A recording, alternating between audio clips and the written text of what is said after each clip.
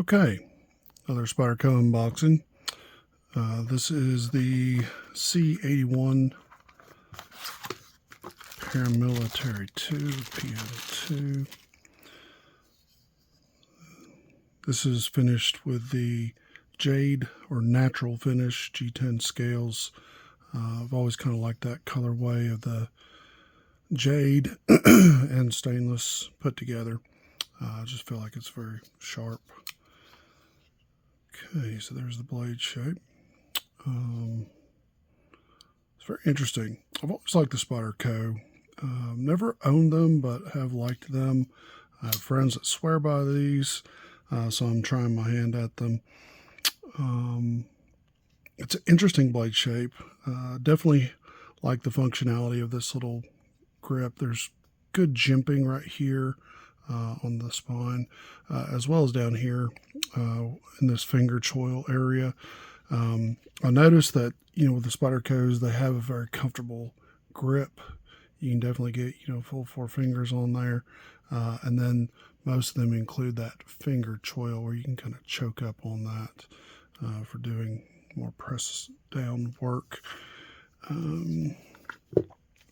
It's a good look. Let's see.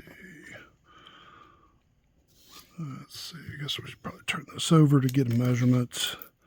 Looks like,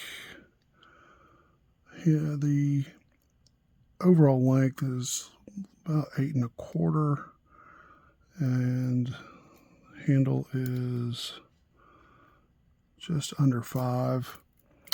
Blade length looks to be about 3 1/2. Looks like it has about 3 1/4, 3 3/32 inch of cutting surface. Compression lock. So the way that you close this lock is with a liner lock that you compress from the top side. I do like that.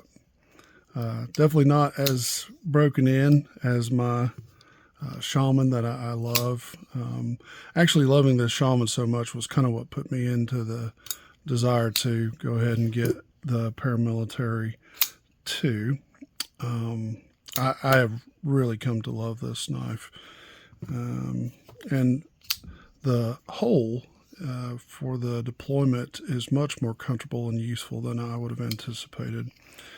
Really liked the colorway on this. Just thought this was a cool look. So when I saw this available, went ahead and picked it up.